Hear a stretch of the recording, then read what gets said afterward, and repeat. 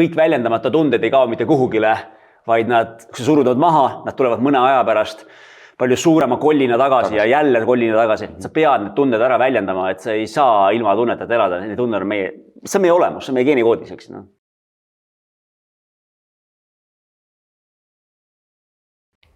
Tere armas EKOS TV vaataja.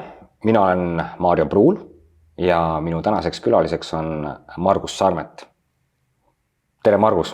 Tere Maarjo. Margus, mis sa arvad? Miks ma sind täna siia üldse kutsusin?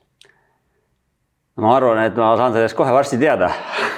Miks sa mind siia kutsusid? Ma kutsungi enda saatesse inimesi, kes on mind elus inspireerinud. Millega sa arvad, sa võiksid olla mind inspireerinud? Oi Maarjo, me oleme ju elus päris palju asju tegelikult koos teinud ja sama rada tallanud. Et eks võib-olla ma olen sulle mõnes kohas natukese inspiratsiooni jaganud ja ka kindlasti vastupidi, et see pendeldus ja peegeldus on päris palju meil siin elust koos käinud, et ma kuulan huviga, kui sa mul õnnestunud seda teha. Jaa, ma võtan esimeseks sinu nagu isiku, sina kui Margus Sarmet, sa oled minu jaoks olnud alati niimoodi, et ma ei tea, kaua me tunneme, 8-9 aastat. Ma midagi sinna kanti, jah. Ja siis on mis iganes üritus, mis iganes olukord, kus ma siin nagu näen, see sinu energia, sinu power, mis sinust välja kiirgub, selline isegi maskuliinne võtaks kohati tugev mees energia. Ma olen sind hiljuti näinud erinevaid saateid juhtimas, Laager oli selle saate nimi. Seal vaatasin, kuidas sa inimestele söödad sisse soolvett ja paned neid mingisuguseid kaali jumala praktikaid tegema ja järgmisel hetkel ma tean, et sa oled hoopis järgmises saates, kus sa oled hoopis Eesti tippspetsialist ehitusalal ja siis tuleb juba järgmine asi, et see skaala on nagu päris lai. Ja siis järgmisel hetkel on hommik käes, varahommik, ma vaatan, kes väljas mediteerib, Margus on juba õue endale mati maha pannud, ta juba laulab peale sanskriti keeles mingisuguseid mantraid seal, et teistpidi täiesti maiselt nii toimekas, spirituaalne ja kolmandal hetkel on juba oma toodetega Dubais. Lihtsalt minu jaoks on seda energiat nii palju, et sa jõuad kõike teha. Oi, aitäh sulle, Maarja. Jaa, aga inimene peabki olema mitmekesine, siis ei hakka higav. Ja nii seda praktilist maist poolt, natukene äri poolt, natukese vaimsuse poolt ja siis on ju endalgi tore olla ja kui liiga kaugele ühte sama trummi kogu aeg taguda, näiteks kogu aeg keskenduda ainult ärid peale, siis hakkab lõpptulemusena igav ja tekib ka läbipõlemine. Et ma usun, et vähemalt minule sobib selline mitmekesisus suurepärane ja see hoiabki mind elus, see toobki juurde just selle, et ma suudan teisi asju nagu ka teha. Ja lisaks nagu ma katsun maailma vaadata sellise holistiliselt või mitmepalgeliselt, et kõik asjad mõjutavad kõiki teisi asju, et kui sa oled iseendaga rahul, eks ju, siis ilmselt su äriasjad lähevad paremini. Kui su äriasjad lähevad paremini, siis sa saad pühendada rohkem ka vaimsusele, iseendale, et see iga asi toetab midagi, et jaa. Aga kui küsida, keda sa endaks nagu täna nimetad, kes ma olen või mis ma olen või spirituaalses maises mõtmes on ju mina Margus? Jaa, just nimelt, eks suuremas võtmes tahaks öelda, et ma olen üks inimhing siia maa peale tulnud oma kogemusi saama, aga neid kogemusi on mul õnnestunud siit ilmselt päris mitmest kandist uurida ja erialalt ma pean ennast, et ehitusinsener, kes tegeleb... No just nimelt, ehitusinsener, sa oled audiitor lausa või? Kohtuekspert, jah. Kohtuekspert. Ja siis see on niisugune korralik kuivik. Ma kujutan ette. Sest sa pead kõik asjad suutma ära tõendada, see ei ole nii, et ma arvan, ma nägin und, eks ju, ja nüüd ma teile midagi räägin, et ikkagi sellest kohtu ekspert, ehk siis riikliku tunnustuse eksperdi asi on see, eks ju, et kui osapooled vaidlevad kohtus millegi üle, siis kohtunik on jurist, ei tea midagi, ta võtab juurde eksperdi, kes seletab talle kogu maailma, kuidas ehitus toimub lahti, eks ju. Ehk et sa võid kõike suutma tõendada ja vaielda, sa võid väga suured rahad taga olla, eks ju, jaa, midagi. Ja see teine mask sinust on jälle hoopis intiimne, tundlik, mingi seksuaalsed teemad, sa oled tantrafestivalide korraldaja, tantrakursuste korraldaja, Learn to be love, mis on vist noortele mõeldud seksuaalõpetuse keskkond internetis, selle üks loojatest. Mis sa siis? No, kuidas see kokku läheb? Kuidas see ahel nagu jookseb? Elu näidanud seda, et isegi insenerid palju näevad, eks ju. Aga see ongi see, et kui mingis valdkonnas pead olema väga nagu selline konkreetne, väga strikt, väga põhjendatud, väga analüütiline, siis see ongi mingisugune teine valdkond hea juurde tuua ja ma armastan seda ikkagi kirjeldada nagu niimoodi, et tegelikult see ei ole mitte midagi muud, vaid see on selle samale asjale vaade teisest küljest, eks ju, noh, et sina vaatad sealt poolt seda mu kätt, mina vaatan siit poolt kätt ja see käsi tundub erinev, tegeme kirjeldame sama ühte kätt ja see on nagu maailmast nagu terviklikuma pildi. Nagu on see lihtne? Minu jaoks on see lihtne, ma väga naudin seda. Meil just lõppes siin, oli 4-päevane kursus tantra edasijõudnule või tantra 2, eks ju. Ja no tõesti, päevaid jutti, eks ju, vedada kogu gruppi põhimõtteliselt partneriga koos tuublisse. Väga meeldis, see on väga kihvt ja sama hetkel, eks ju, selle nädala mul on 2 kohtuistungit, eks ju, ma kohe huviga valmistan need ette ja lähen sinna selgitama inimkonna. See toidab meid, see on kihvt. Ma toon ühe näite sellest ka laagrisaatest. Sulle meeldib vist katsetada mingid piire ka või? Absoluutselt. Avastada ja katsetada neid piire. Sai päris palju nagu eksperimenteeritud või sa olid toonud sellesse saatesse, siis mille enda elus kogetud praktikad või kogusid nad kuidagi kokku ja panid inimesed või sa olid varem juba seda kõike nagu näinud? No ma ei õpeta kunagi midagi, mida ma ise enda peal katsetanud ei ole, et selles suhtes see oleks muidu silmakirjalik, et ikkagi ma pean omast kogemusest teadma, et kas mis asi töötab ja kuidas mis asi töötab, et jah. Margus, aga miks sa seda teed? Kas see on sinu nagu hobi, on see sinu elutöö, mis... See on minu võimalus anda ühiskonnale tagasi. Ehk et ma olen tänulik selle eest, et mulle on antud see võimalus ja see on minu võimalus anda tagasi. Ja kusjuures ma ju suhtlen nende laagrisaate klientidega, eks ju, siiamaani mingil määral Facebookis ja see on tegelikult imeline, et kui palju selle lühikese ajaga inimeste elud, inimesed tänavalt, eks ju, nad said kui palju muudatusi, kui palju inspiratsiooni, kui palju muredest üle või oma elus edasi, et see on hästi ilus. Ma tahan tänase nagu saate nagu keskenduda natuke ka meestele. Et mis sina arvad, et see tänases ühiskonnas, tänases olustikus olla mees, on see lihtne olla mees? Mis sa näed? Et sa tead ju, kus me tuleme, on ju, sealt... Vargamäe Andrese moodi oleme soid kuivendanud kõvasti, võib-olla samaaegselt keegi on nipernadit jooksnud, on ju, aga see olustik ja see tänapäeva olustik, kus sa pead välja tooma seda muud tundelu nagu rohkem ennast näitama. No ma arvan, et selle Vargamäe Andrese ja tänase päeva vahele jääb veel üks pikk periood, eks ju, mida võib-olla natukene rohkem oma lapsepõlvest mäletame, mida me mäletame läbi vanaisade, eks nõukaaeg. Kus, eks ju, tundeelu ja intiimsus ja kõik see pool, ka seksuaalsus, eks ju, noh, paremal juhul oli ta teki alla surutud, väga ära varjatud, halvemal juhul see puudus, eks ju. Noh, aga me ju õpime oma käitumust lapsena oma eeskujudelt. No Andresel see kindlasti ei puudunud, ta oli päris nagu viljakas. Produktiivne vend oli ikka. Aga noh, ma räägin nõukaajast, eks ju, seal oli see nagu keerulisem. Aga eks see on meil kuskil geenikoodis sees, et nii-öelda elu edasi kanda, aga samal ajal selle elu tuleb ka ju kuidagi, või oleks kena, kui see elu õnnestub meil ka nautida. Ja ega siis ühtepidi, eks ju, nende meestele heidetakse ette või antakse käsk, et tapa mammut, eks ju, ja teine hetk on see käsk, et ole tundeline. Täida mu vajadust, eks ju, nii verbaalselt, nii visuaalselt, nii puudutuse mõttes kui kõiges muus. Et need samad käed peavad seda oda hoidma ja peavad ka silitama. No ma küsingi, on see lihtne? No sa oled nii palju meeste nagu selles mõttes seda arengut nagu kõrvalt nagu näinud. Ja nüüd sa veel hoiad nagu selle, me tulime sealt laagri saate poole pealt, on ju, see oli juba vist, kas see suvi või? See oli 2 suve tagasi. 2 suve tagasi juba. Ja siiamaani sa ju näed seda võib-olla mingisugust arengut.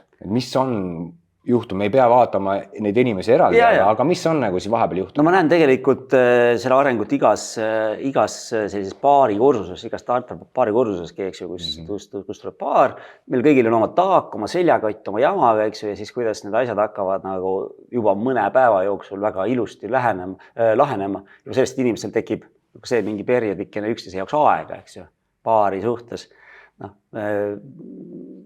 seal paari suhtes püüamegi täita kõiki funktsioone, käia tööl, kasvatada lapsi, majandada kuidagi elamine ära ja nii edasi, eks ju, ja tegelikult lõpptulemusena meil paari suhtes siin väga palju aega teineteise jaoks ei jäägi. Et kui paar juba on korra tulnud kuhugi kursuselegi näiteks, siis neil on see 3 või 4 päeva üksteisele ja juba hakkavad probleemid lahenema. Kas oled minuga nagu nõus nagu selles mõttes, et ikkagi sinna paari kursustele natuke nagu see juhtimine käib läbi naiste? Et kas on niimoodi, mitte alati, aga ikkagi naine tuleb, tema tahab olla see, kes siis ootab midagi enamat. Sellelt mehelt, kes kodus on, võib-olla mingis mugavustsoonis, ta tahab midagi enamat kogeda, ta teab, ta tajub midagi, et enamat on kuskil midagi olemas, võtab oma partneri kaasa, et kuule, lähme proovime, lähme kogeme. Et kas on midagi sellist? Jah ja ei, selles suhtes, et võib-olla naised on aktiivsemad tänu jumalale ja nad on nagu kiiremini võimelised ka oma mugavustsoonist välja astuma. Nad on võimelised rääkima ja tahavad rääkida oma tunnetest, nad ei eita oma tundeid, eks ju, selles suhtes kindlasti. Ehk naised võivad hoida seda initsiatiivi. Samas, näiteks, eks ju, kui me teeme ka tantrarantsu, mis on siis mis ei ole paarile mõeldud, kui võib tulla nii paarid kui üksikud, eks ju, siis näiteks viimane tantrarants, mis oli 2 nädalat tagasi, seal oli meil kerge meeste ülekaal, mis on väga kena. Ja need vallaliste meeste ülekaal, eks ju, ja ma julgeks väita, et nad ei tulnud kõik klantima, et nad tulid tegelikult vaatama, otsima midagi hingele. Tavaliselt on meil veidikene rohkem naisega, jah. See tendents nagu kasvab, siis mehed käivad juba. Mehed avanevad ja see on hästi ilus vaadata. Ja kui see hästi ilus on pärast kuulata neid meeste jagamisi, kus nad siis ütlevadki, eks ju, et ma mõtlesin, aga ma kartsin ja ma siis nüüd tulin lõpuks ja ma sain hoopis teistsuguse vau-efekti, ma saingi tunda, ma sain oma tunnetega kontakti, ma tundsin, et mu süda avaneb, ma tundsin, eks, et mul on üldse süda, ma nägin, eks ju, naistes, nendes šaktides, kes seal ümber on, eks ju, midagi rohkemat kui lihtsalt naist, ma nägingi seda jumalannat, eks ju. Ma tahakski hoopis nüüd vaadata maailma teise pilguga, see on hästi-hästi ilus. Aga paneme need 2 asja kokku, üks on see mees, see sõdalane nagu mina olen, see kalju, on ju, ja nüüd ta peab samaaegselt olema ka see nagu pehmem pool. Pane see nüüd kokku siia, kuidas see käib, mismoodi, on ju, et meilt nõutakse mõlemat asja nagu samaaegselt. Kuidas see töötab? Eks ta käibki läbi teadlikkuse eelkõige, et sa võtadki selle otsuse, et see on see hetk, kus ma pean kaitsma oma palja rinnaga oma kodukohad, eks ju, ja teine hetk on see, kus ma nüüd olengi haavatav, ma luban endale ligi, ma luban väljendada oma tundeid ja olla see on läbi teadlikkuse, et sina tead selles situatsioonis, ma otsustan olla see pool praegust. Et ega ta muud moodi ei tule, ega ta juhuslikult ilmselt ei tule, mulle tundub. No, aga kas lõpuks ei ole nagu niimoodi, vaata, naistel on see asi kuidagi nagu lihtsam, on ju, nendel tuleb see emotsioonivärk peale, on ju, teevad sõbrannale nagu kõne, on ju, nutavad patte mõnda aega, on ju, siis käivad joogalaagris ära, on ju, siis joovad pudeli veini ära, lõpuks on nagu, nad tulevad ka suhtest välja palju kiiremini, aga mehel võtab see nagu aega, siis ta hakkab alles seda kõike tegema. Kui mees hakkab ka seda kõike tegema samat moodi, kas see kõik ei ole lõpuks mingi unisex, et nagu enam ei saagi aru, kus maalt kus see piir nagu läheb. Ja meeste ringid ka lähevad järjest kuidagi lähedasemaks ja siis lõpuks ei saagi enam aru. Ja, aga ma arvan, et need samad meeste ringid on suurepärane ja need võiks need meeste ringi oluliselt rohkem olla ja mehed võiks ka julgemalt seal käia, sellest, et tegelikult... Aga mis see meeste viga on, miks nad ei ole siin? Et need mehed, et sellel hetkel, kes enam garaažis õlut ei taha juua sõpradega, eks ju, et ega neil ei olegi väga palju kuskil käia ja sõpradega jagada. Ja juba siin klassikud on ütelnud, Sigmund Freud, eks ju, et kõik väljendamata tunded ei kao mitte kuhugile, vaid kui sa surud maha, nad tulevad mõne aja pärast palju suurema kollina tagasi ja jälle kollina tagasi. Sa pead need tunded ära väljendama, et sa ei saa ilma tunnetata elada. See on meie olemus, see on meie geenikoodis, eks. et meesteringid, kõik sellised kohad, kus mehed saavad tegelikult oma tunnetega kontakti, see on suurepärane ja siis ei pea võib-olla ei kodus naist peksma, lapsi peksma ega siis autoga ise ennast surnuks sõitma. Mida see meeste tervisega teeb, kui nad seda teevad? Või oled sa näinud mingid nõnda tervise benefits, mis neis nagu tärkab? No ma olen näinud seda, kuidas mehed oma stressitaset alandades elule taas ärkavad. Ja ka enesehävituslikust käitumisest taanduvad. Ega siis pole ju mingi saladus, et meeste üks enesehävituslik käitumine on ületöötamine ja räige ületöötamine, et põgeneda sellest samast tundemaailmast, põgeneda võib-olla oma naise eest, laste eest, kodu eest ja siis samal ajal öelda, et aga mida te õiendate mu kallal? Ma töötan teie jaoks, jagada teile rikkust ja küljust ja te ikka õiendate, küsite mult jätkuvalt mammuti tapmist ja tundeid, aga ma ju töötan teie jaoks. See on põgenemine tegelikult. Põgenemine, aga miks me sinna jõuame?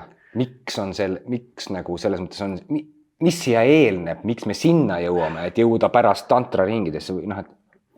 No Marjo, aga sa oled ise ju käinud kõigis selles kursuses. Miks sa sinna jõudsid? Miks sa jõudsid tantrale? Miks sa jõudsid sellise vaimse maailmana? Mis sind tõukas? Mis sind puudu jäi? Sul olid lapsed, sul kaunis naine. Mis sind viis sinna kohta? Miks sa istud siin toolis? Jaa.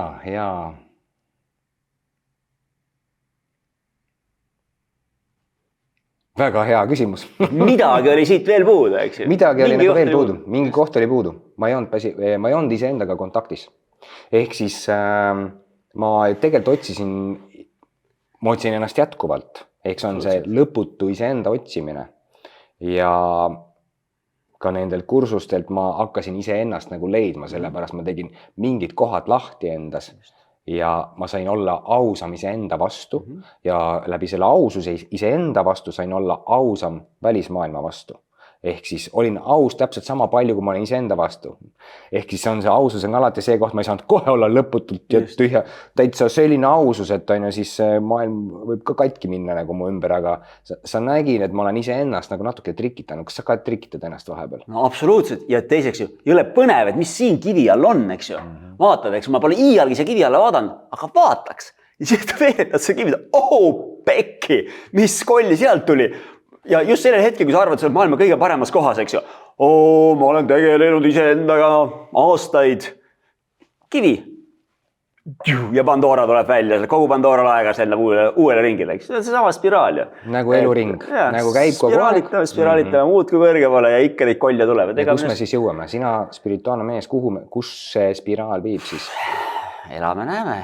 Oleneb kaua elame. No aga Bhagavad-Gitas on kõik kirjas.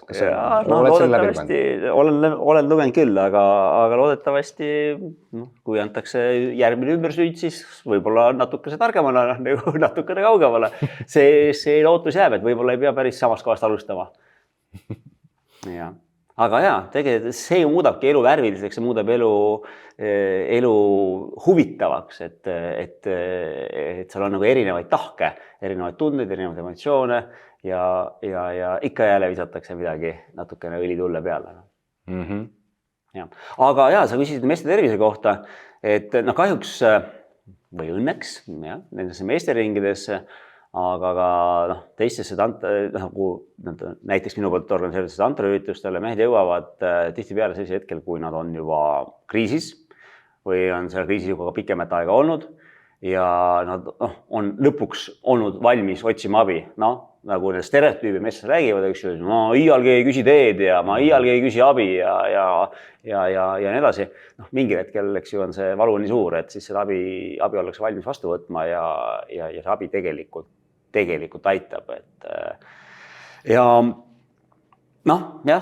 on väga tihti on see siis, ütleme, suhtedraamad, suhte mingisugused probleemid või siis just nimelt see isiklik läbipõlemine, mis ei lase mehele edasi töötada. Ja kui on see selline vaimne läbipõlemine, siis see füüsise läbipõlemine selle juurde on nagu äärmiselt kiire tegelikult, mis võib viia siis väga püsivate tervisekahjustusteni. Ma olen sinuga täiesti nagu nõus. Ka meie esindusapteekides ma olen nagu kohanud seda, et mehed jõuavad ka näiteks lisandite juurde natuke liiga hilja. Ehk siis juba siis, kui arst on öelnud, et eesnäärme näitajad hakkavad olema nagu halvad. ja siis tullakse nagu ja siis nagu kuulatakse või siis nagu tuleb nagu meelde see isegi võib-olla, mis elukaaslane nagu rääkis. No tegelikult me võime sealt veel sammu ettepoole vaadata, võime vaadata üldise toitumuse peale, eks ju. Noh, see ei ole mingi saladus, eks ju, et meeste toitumusharjumus on veidi ebatervislikum kui naistel. Et tegelikult võiks ju hakata juba toitumise peale enne toidulisandeidki vaatama. Liikumisharjumused, puhkusharjumused, lõdvestusharjumused ja kõik see sinna juurde, eks ju, et ja ikka seesama surve ilmselt on seal taga ühtepidi, et ma olen nii kõva mees küll, et ma võin süüa ükskõik mida ja juua ükskõik mida ja teistpidi see, et noh, et mul nõutakse nii palju, et mul ei jäägi aega millegi muu jaoks, et see stress siis sunnib peale. Ja tegelikult võib-olla, mis on selline veidikene vähem räägitud või avalik saladusi, eks ju, on see, et ega mehed jõuavad tihtipeale ka meesteringidesse ja kursustele ka selle teemaga, et võib-olla see tervise teemad, probleemid hakkavad välja lööma ka nende seksuaalfunktsioonis. Ehk et mees, kes ma olen ühiskonna poolt oodatud ja tahetud, et ma pean olema alati selline, kellel seisab nagu, eks ju, seinalõhkumise ramm, et ma jooksen kõigest läbi oma kõva peenisega, et ma võib-olla ei ole voodis enam nii hea. Siis kui teil ka partner võib-olla ütleb ühel hetkel, et kuule, mis nüüd juhtus? Siis see kohe enesevääritusele eriti haavav ja kui seda veel võiks juhtuda võib-olla mõnikord korduvalt, eks ju, siis see võib olla mehe jaoks täiesti enesetapu äärele viiv situatsioon. Kus siis lõpuks see ongi see kriisi hetk, kus ollakse võimelised abi väljapoolt vastu võtma, eks vaatame, mis toimub. Nõus.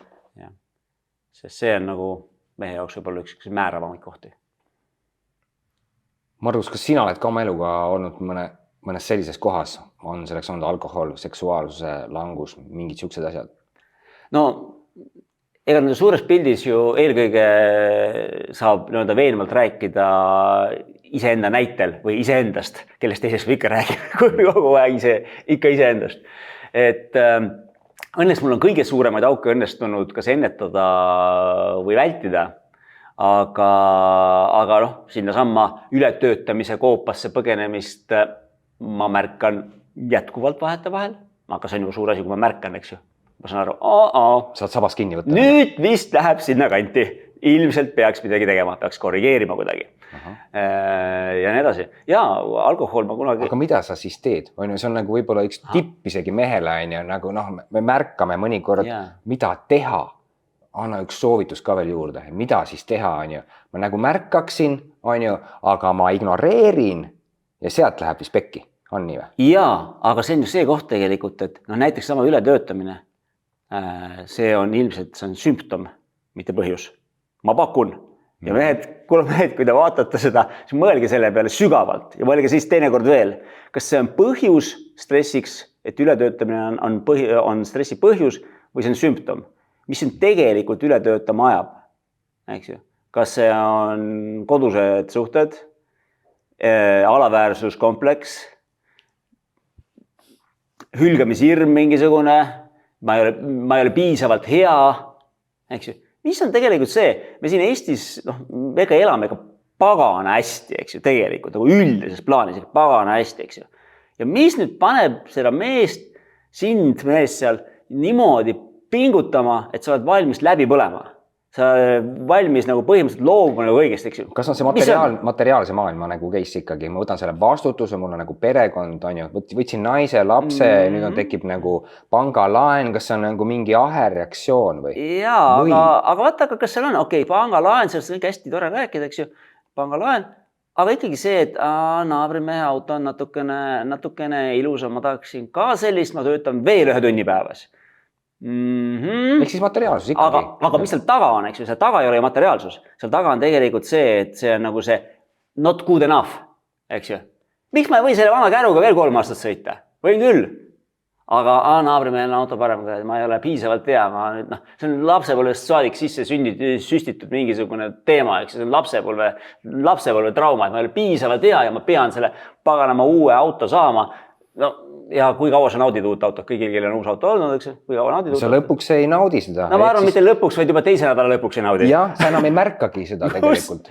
Eks ju? Ja ma olen kunagi väga uhke autoga sõitnud ja mu naine sõitis sellega ja siis kes lõpuks märkas, oli üks Soome härrasmees ühes parklas, ütles, et armas naisterahvas, kas te pargiksite oma auto natukene kaugemale, ta on nii ilus auto, et siin ta lõhutakse nagu ära. Ahah.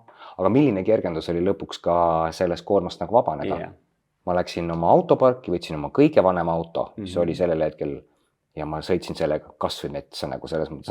Lähed seenele sellega ja milline kergus. Milline kergus. No, nii ta kipub olema tegelikult, et ühtepidi me püüame seda materiaalsust orjata, teistpidi mingi hetkel märgata seda, et kui suur piirang on asjad. Kui sa pead minema või sa tahad minna näiteks, ma ei tea, pooleks aastaks kuhugile ükskõik, kes puhkusele soojale maale, retriidile soojale maale või teha lihtsalt restarti oma elus ja sul on terve maja täis ja siis veel mitu garaaži täida asju. Ma pean kõik selle kuidagi ära manageerima, et see asi töötaks. Paganama keeruline. Sina spirituaalse mehena, kuidas sa paneksid siia lause juurde, mis paljud õpetajad räägivad, et sa saad kõik, millest sa loobud? Et mis asi see siis on?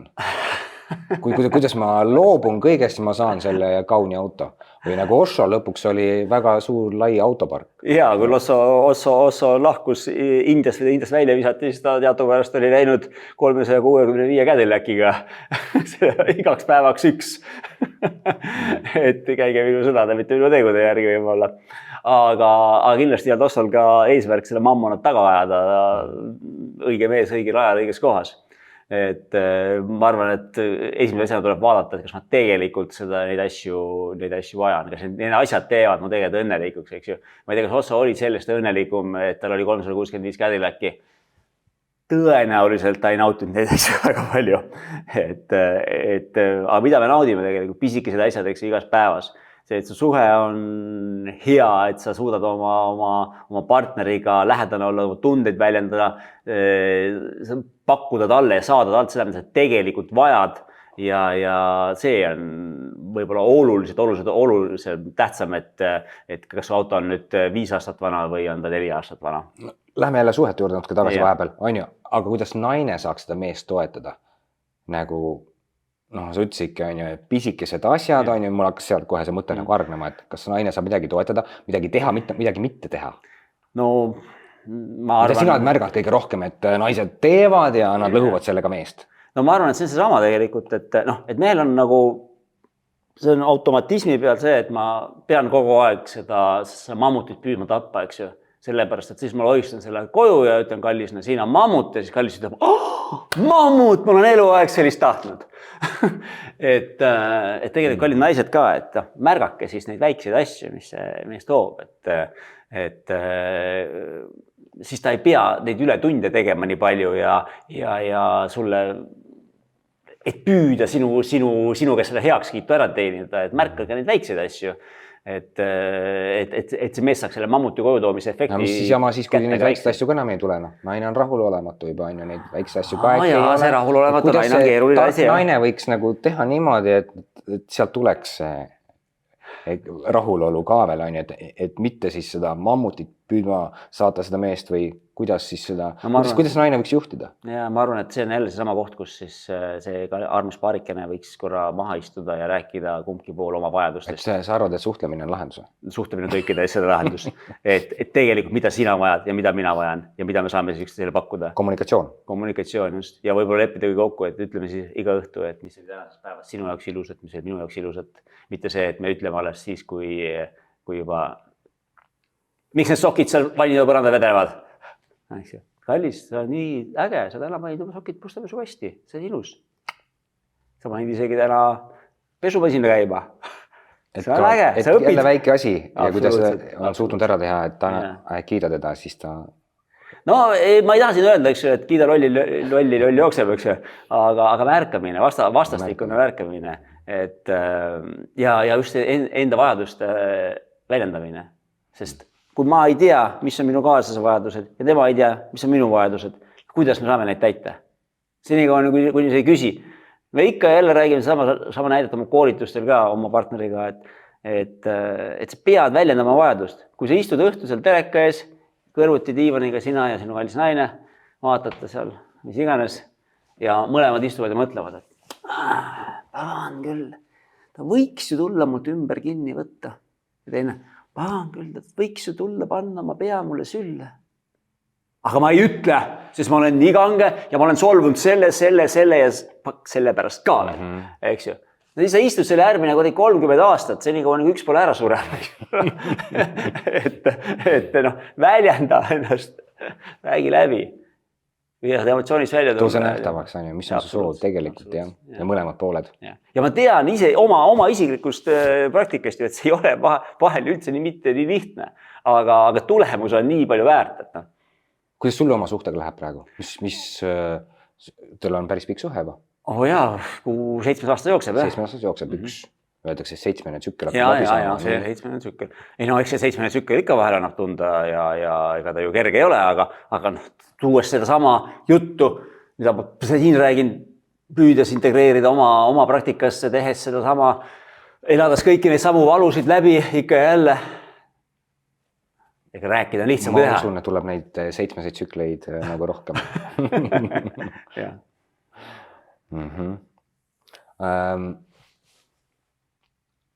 Ma toon naised siia nagu mängu sellega, aga küsisime korra seda nagu naiste poole pealt, et kuidas siis naine võiks juhtida, et anda talle seda nagu tunnustust, toetust on ju, aga mida naised siis vajavad? No eelkõige mine küsima oma kalli naise, kes mida ta vajab. Mida ta tegelikult vajab, mida ta tegelikult siis kaab ju mängu ilu ära äkki. Et naised ju tegelikult tahavad, et sa nagu aimaksid, nagu mida ma tahan. No jaa. Kus see trikk jälle? No sa võid ju võtta. Ja kui ma selle kohe ära räägin, no siis kaab ju mängu ilu. Ja, sa võid ju võtta, suures plaanis me ju teame, eks ju. Me kõik vajame tähelepanu. Sina vajad tähelepanu, mina vajan tähelepanu. Nõu me tähelepanu saame, sellepärast me kaamerate ees pärast istume, saaks tähelepanu, ei ole äge. Eks inimesed vahivad üle Eesti ja me saame tähelepanu, ei ole hea tunne. Aga koduses keskkond samamoodi, eks ju, mees vajab tähelepanu, naine vajab tähelepanu.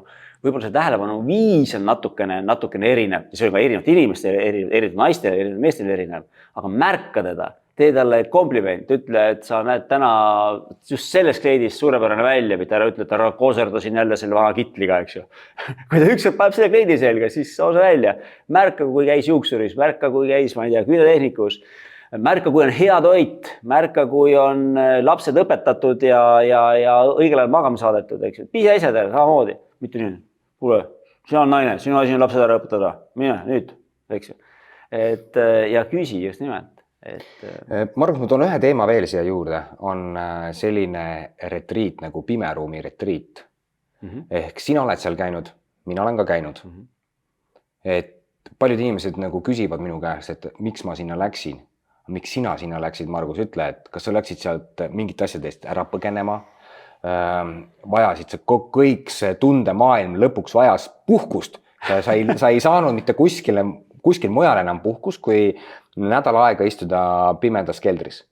Aga ma näen, et see trend nagu Eestis nagu kasvab ja inimesed on seda teemat nagu järjest oma lauale nagu toonud nagu läbi selle, et Urmas Sõõrumaa siin just saab valmis värske pimeruumide kompleks lausa. Ja paljud on käinud just Tulele juures pimeruumis, nagu me mõlemad. Et mis meid sinna siis lükkab, mis see sinu versioon on, miks me vajame pimeruumi? No minu versioon on sellest just, et pimeruum on ainukene koht, kus sa ei põgene iseendast. Et igal pool mujal sa suudad põgeneda, on võimalik põgeneda endast, kas põgened töösse, põgened sporti, põgened meelelahutusse, pimedas ruumis. Põgeneda on väga keeruline, seal on pime, seal ei tohi häält teha, seal sa ei muusikat kuulata, seal ei ole cellphone'i, seal ei mitte midagi. Kellega sa siis kohtud või kellega sina kohtusid? Iseendaga, puhtalt jaa, iseendaga, kusjuures ma praegust, ma siin mõni aasta tagasi, ma käisin pimedas ruumis päris mitu aastat tagasi ja aastaid hiljem ma sain tegelikult aru, et ma siiski proovisin põgeneda süstemaatiliselt. Ma arvasin, et ma olen jõle tubli poiss, tegin niimoodi, et kui ärkasin, tegin seti hatha joogat, siis tegin umbes tunde järgi tunnikese meditatsiooni, siis sõin, siis tegin seti kundalini joogat ja mõtlesin, ma olen kohutavalt hästi teinud. Ma olen pimedast ruumis võtnud kõik, mis võimalik. Ja siis hiljem, aastaid hiljem ma sain aru, isegi seal mul õnnestus põgeneda, et leida omale tegevus. Keskenduda millegi muule, mitte ainult endale. Pimedas ruumis, eks sa oled ise endaga 24 tundi päevas. Et mida rohkem seal mitte midagi teha, istuda maas. See on teatud harjutused, millega saad ise enda peale mõelda, aga lihtsalt lasta enda seest voolata. Ja see endaga kohtumine alati ei ole nii mugav. Vahel on natuke mugavam, vahel on natukene vähem mugavam, olen kui heas seltskonnas sa ise endaga oled. Aga jah, see on koht, kus ei ole võimalik põgeneda ja ma väga soovitan kõigile seda. Selleks, jah, peab ennast mentaalselt hästi ette valmistama. See on nagu minimaalne nädal, eks ju, ja see on tõesti siis täiesti pime, pisikene ruumikene, mitte midagi sa teha ei saa, sööd kaasa, kella ei tea, mis päeva või ei tea ja oled päriselt endaga. Kuidas sinu kogemus oli? Jah, minu kogemus oli sarnane, et see iseennast nagu näha nagu lõpuks, et mida ma valin selles hetkel, kui mul on valida ainult iseennast. Loomulikult valisin palju ka praktikaid teha, sest seal on kogu mu aeg, kõik minu aeg ja minu keha, ma olen kogu aeg oma kehas kohal.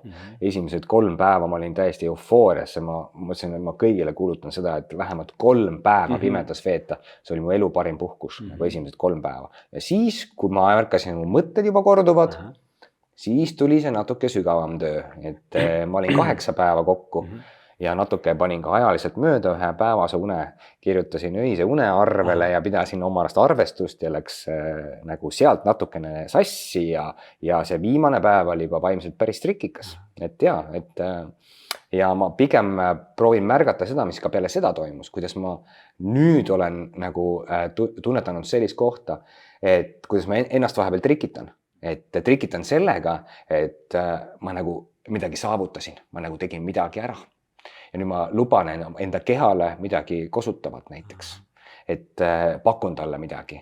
Ja kui suur trikk on see, et kui sa midagi ära pakud, et sa sellest ka järgmisel hetkel suudad kohe jälle ka loobuda.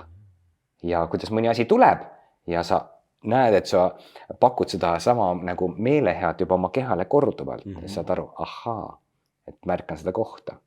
Et sealt ka pääsemine oli nagu selline eufooriline ja sa tunned, et nüüd ma olen nagu next level, aga see on ka trikk võib-olla. Ehk siis jah, ja soovitan ka kõigile seda kogemust. Kindlasti oma elus tehke see üks retriit enda jaoks nagu ära. Ja seda saab hiljem väga hästi aktiveerida, ehk siis lähengi pimedasse ruumi, panedki ennast mõneks ajaks sinna lihtsalt, istudki vetsus tund aega, kõik see kogemus jälle aktiveerub seal kehas ja sa oskad vaadelda oma elu nagu kõrvalt, oled nagu vaatleja rollis nagu rohkem, annab selle ruumi. Jah, ma veel paneks juurde, et see kontakti ka iseendaga oluliselt, et nii nende selle mindi ja füüsise integratsioon oli nagu ka väga hea, et sa ei saa ma ei saanud nagu ennast nagu separeerida, et kõik oligi nagu üks kompleks kogu aeg, nagu töötas ühe kompleksina, et see nagu suurepärane praktika. Ja... Kas on see sama asi jälle, et me vaatame seda kuhugi jõudmist, paneme siia keskele ja see on lihtsalt üks viis lihtsalt jälle, kuidas nagu liikuda. Et kas sa teed hommikuti sanskriti keeles mingisuguseid praktikaid või istud sa pimeruumis, on see tee sama, aga see liigub nagu lihtsalt selle mäe teise külje pealt lihtsalt. Ma arvan, et üks ei välista teist ja neid ilmselt mõlemaid kõiki teha koos on väga hea. Aga pimeruum on ilmselt selline kiirendi just nimelt selle iseendaga kontakti saamiseks ja ma olen kuulnud neid mitmeid inimesi just ütlemas, et miks nad tahaksid, aga miks nad ei julge pimeruumi minna, just et see kontakt iseendaga võib-olla tekibki siis, et see on hirmutav. Et kui see koll sealt kivi alt taas välja tuleb. No Margus, sa oled nagu päris palju iseendaga tegelenud, aastaid tantraga, pimeruumis istunud. Nüüd küsimus tantrast, ejakuleeruda või mitte? Jaa, see on väga hea küsimus. Ma toon selle küsimuse sellepärast, ma olen väga palju tantraõpetajaid kuulanud, üks räägib ühtemoodi ja teine natuke teistmoodi. Aga mis sina ütled? Jaa, et see on väga hea küsimus ja eks iga õpetaja, iga praktik vastab ju oma hoolkonnast lähtuvalt, oma kogemusest lähtuvalt. Ja loomulikult ma tean ka seda, eks ju, et ametlik meditsiini seisukoht on see, et süstemaatiline purskamine on eesnäärmele väga hea. Samas enda kogemuse pealt ja paljude sõprade kogemuse pealt ma ikkagi ütlen seda, et hoides väärt kraam, seeme iseendale ehk mitte teda raisata ükskõik millisel moel, kas siis kraanikausse lastes, linade vahele lastes, kondoomi sisse lastes, naise sisse lastes, senikaua kuni see last ei tee. Kui lastad, siis loomulikult ei ole küsimust. Siis kogu see power, see energia, see vägi, mis su sisse jääb, ja kuidas sa seda siis pärast kanaliseerid, teed sa kunsti, teed sa muusikat, teed sa sporti, teed sa äri, teed sa mis iganes. Ehk kasutad seksuaalenergiat ära oma igapäevastes just, see on nagu selline lisapower, et seda välja pursata, raisata minu hing küll ei lubaks, mina õpetan mitte purskamist. Loomulikult seda ei saa teha niimoodi, et lihtsalt, et nüüd lõpetage purskamine, seksige küll, aga pursake. Seal kaasneb üks väga oluline aspekt, seda kutsutakse seda sublimatsiooniks ehk energia tõstmiseks, et see seksuaalne energia, mis meil tekib siin kubeme piirkonnas, see tuleb tõsta kõrgematesse keskustesse, peapiirkonda, siis ei teki probleeme. Ei teki eesnäärmega probleeme? Ei teki üldse, ei teki ka muid probleeme, mis ega kaasneda võivad. Selles suhtes, et ega tegelikult, kui sa seksid, aga ei purska, siis väga kiiresti, isegi ühes korrast võib tekkida raskustunne juba siin kubeme piirkonnas, eks ju. Öeldakse blue balls efekt või siniste munade efekt. No minul on see juhtunud 10 aastat tagasi, mulle Hiina siis terapeut ütles, et mees, ma raiskan energiat, hoia proovi 6 aega kinni hoida. No ma olen erinevatel kursustel kuulnud seda, kus munad on lõpuks sinised, meestel hoiad midagi kinni. No eks on päris siniseks muidugi ei lähe vaatajale, et nad lähevad valulikuks, eks ju, see on metafoor. Aga selleks ongi see sublimatsioon, eks ju, see ongi see energia tõstmine, ehk et seda üksinda kodus hakata praktiseerima, ma ei ole võib-olla kõige targem, võiksid leida omale vähemalt mentori või sõbra, kes seda pikemalt praktiseerib, kes aitab sul või siis tulla kursusele või minna kursusele, kes aitab sul selle sublimatsiooni mõtte ja tehnikad, lihtsamad tehnikad ära õppida, et sa ei teeks oma suguorganitele liiga. Mina tulen Agama jooga koolkonnast Taimalt. Seal on kogukonnas ka arstid, kes ütlevad, et loomulikult statistiliseks võrdluseks on materjali vähe, 100 mehed, mitte 1000, aga eesnäärme probleeme ja muid probleeme nendel tagasihoidvatel meestel suuremas mahus kui purskavatel meestel ei ole täheldatud, statistikaks on vähe, aga nii palju kui on. Et kui see on õieti õpetatud, sa oled õieti õppinud selle energiat tõstma, siis on see tohutu potentsiaal, mille pealt sõita. Ja ajalugu loe ükskõik milliseid selliseid suurkujude elulugusid, siis suured sportlased, suured kunstnikud oma saavutused nipphetkedel on elanud spontaanselt sölibaadis ehk ka mitte raisanud seda energiat väljapoole. Aitäh, Margus, selle vastuse eest. Ma võtan ühe teema veel lauale, milleks on must küüslauk. Kõikide su tantra asjade juures ma lihtsalt üks hetk märkan, et sa istud kuskil Dubais, must küüslauk on kaasas, vallutad juba maailma ja minu jaoks oledki see Eesti üks nagu musta küüslaugu mees. Räägi mulle, tahad musta küüslauku tšantšagaga? See on kapsel, et jah, seda siis võiks neevata niisama nii-öelda toidulisandina. Aga mis asi see must küüslauk on? Miks ta just must on ja mis sellega nüüd saab? Must küüslauk on siis tavaline küüslauk, see sama, mida võtame. Võta paar.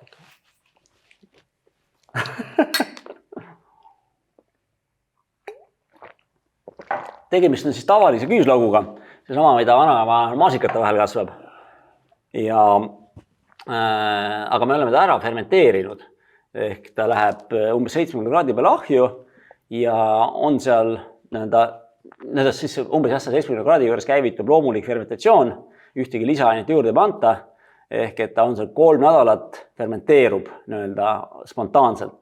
Ja lõpptulemuseks on see, et väljub sealt siis väävel on see, mis teeb küüslaugule koleda haisu ja kõrvetava tunde ehk mida paljud süüa ei saa, see läheb veeauruga koos välja, me kaotame pool massist ja küüslauk tegelikult on väga-väga magus, küüslauk on sama magus nagu banaan, umbes 30% kogu massist on looduslikud suhkrud ehk et need suhkrud jäävad järgi ja need suhkrud siis karamelliseeruvad, tekib selline imeline must karamellitaoline aines, mis maitseb siis umami maitsega, see on siis 5. maitse, muidu on kibe, hapu, magus, soolane, eks ju, põhimaitsed, aga see on umami maitse, mida sa tunned selle koha pealt, kui keelega neelama hakkad tagasi saatma seda maitset, hästi peenikene selline hapu, magus, soolane, kibe, sihuke vahepealne maitse, tippkokad hästi väärtustavad seda ja antioksidantsus tõuseb 80 korda, see on ülim selline antioksidandi pomm ja nii tervisetoode kui ka siis suurepärane maitseelamus. Mis need antioksidandid kehaga teevad? Antioksidandid alandavad või väldivad põletikke eelkõige, hoiavad keha tugeva vitaalsena nooruslikuna ehk vähendavad vananemissümptomeid. Ja see musta küüslauk on kasutatud erinevates kohtades, näiteks siin on Ökost teinud selles mõnusa musta küüslaugu ja Chaga kapsli, siis on teda näiteks tilk, paneb teda looduskosmeetika sisse, eks on näokreemid, sa võid teda peale määrida, väga hästi töötavad. Või teda võib siis niisama süüa toidu sisse panna. Et ta on pärit Koreast ja Korea müüdi kohaselt on ta siis igavese elu allikas, eks ole, millega siis ületada seid loodusjõudusid. Ja minule ta lihtsalt maitseb. Meie Amazoni tiimi üks liige on kusjuures Vietnamis praegu hetkel ja seal pidi olema täitsa musta küüslaugu ka siuksed turud või midagi, et see must küüslauk pidi hästi populaarne olema Vietnamis. No Vietnamist on üldse väga palju raviteemasid tulnud. Ja. Aga Margus, mida sa ise igapäevaselt endale veel juurde tarbid, kui sa toidulisandite peale mõtled peale toidu? Ma usun, et sa oled vist täitsa taimetoiduline? Jaa, ma olen taimetoiduline ja esimese ringiga ma ikkagi katsun vaadata, mida ma üldse sinna suhu vistan, et toit, minu jaoks peaks toit ise olema juba mingi väärtusega, ehk lihtsalt balasti süüa, alla valge jahu, eks ju, mis ei anna sulle mitte midagi peale balasti. Kas ostukorvis on ka orgaanilist? Võimalikult palju või? Jaa, võimaluse piires, et ma ei lähe sellega hulluks, eks ju nii palju, kui õnneks on täna orgaanilist toitu päris palju juba ka tavalises poodides saadaval, ja suveperioodil niisugune rohenäpp ka mullad näpus, et see suur osa asju tuleb ka kodusest aiast. Et orgaaniline toit on kindlasti väga hea ja juba maitse järgi tegelikult eristatav.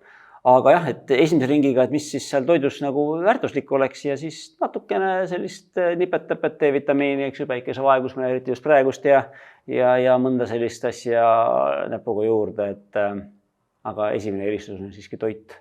Õige. Margus, ma sind kuulan. Ma arvan, et paljude, ma ei taha öelda nagu lihtsate või nagu oma igapäeva toimetustes nagu olevate nagu meeste jaoks on ikkagi nagu see koht, et see on ulme. Et ei lähe mina veel sinna pimeruumi, ei lähe mina veel sinna tantrakursusele. Anna üks soovitus, üks see asi, mida nüüd teha, nüüd ja kohe teha, et ma oleksin see 0,00001% parem inimene ja kui me iga päev niimoodi nagu toimetaksime, saame võib-olla 1% kokku. Mida teha? Kuskilt tuleb pihta hakata, et peale seda, kui hommikul tõused üles, pead hambad puhtaks, mine istu 10 minutiks maha ja ära tee mitte midagi. Mitte midagi teha? Püüa mitte midagi teha. Ma tean, see on mehe jaoks raske. Aga püüa mitte midagi teha. Telefoni sisse lülitan, telekat käima ei pane, ajalehte ära ei too, püüa mitte midagi teha. Kui see juba tuleb päris mõnus tundub, siis vaata, mine kuhugile joogatundi või mõnda kursusele või kuhugile. See pida antrasse üldse tuleb, antrani ka hirmutav. Aga alusta sellest, saad olla mitte midagi teha. Me kõik oleme kogenud seda, et ma olen tasakaalus ja ma olen tasakaalust nagu väljas. üks soovitus, kuidas seda tasakaalu nagu hoida, kui ma olen ühe korra seda nagu leidnud, millega seda nagu, kuidas see integreerida? See ongi kogu selle järgmise elu eesmärk. Mina tegelen ka selle tasakaalu integreerimisega iga jumala päev. Vahel tunnen, et on päris hästi läinud, vahel mitte nii hästi. Et see on see kosmiline joke, mille üle me siis kogu ülejäänud elu võitleme. Aga ka need hetked, need sekundid, kus sa oled tasakaalus, on ju paganama laadivad ja head. Üks välkküsimus veel, et kui sul oleks võimalus valida üks supervõime, siis milline? Üks supervõime. Üks supervõime. Ma arvan, et see võikski olla võimekus olla käsu peale ainult hetkes ja mitte midagi muud mõelda. Ma arvan, et kui sellise supervõime saavutaks, siis see muudaks juba kogu kõik muud aspektid nii kõvasti, et ülejäänud supervõime kaasnes kõik sellega. Selle alt saaksid avaneda muud supervõime. Absoluutselt. Meie teine saatejuht Kadri alati küsib naiskülaliste käest, et kui nad oleksid taimed, siis mis taimed nad oleksid. Mina ma küsin sinu käest, et kui sa oleksid loom, mis loom, aga sa taimetoitlane, ma küsin ikkagi, kui sa oleks taim, mis taim. See on natuke feminiini küsimus isegi natuke, et tavaliselt küsitakse naiste käest, et kus oleks taim. Aga Margus, sina oleks taim, mis taim?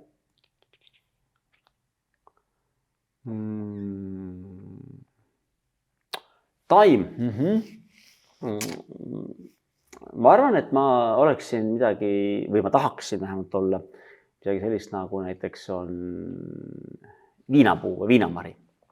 Ma olen mõned viinamari istunud oma aed, mulle väga meeldib vaadata, kuidas nad kasvavad ja sest nad on hästi sellised paindlikud ja hästi nad leiavad oma teed ja nad ei, sa ei saa viinamarja maha murda, eks ju, nagu männipuud, et ta läheb oma teed, et muidugi ilus metafoor.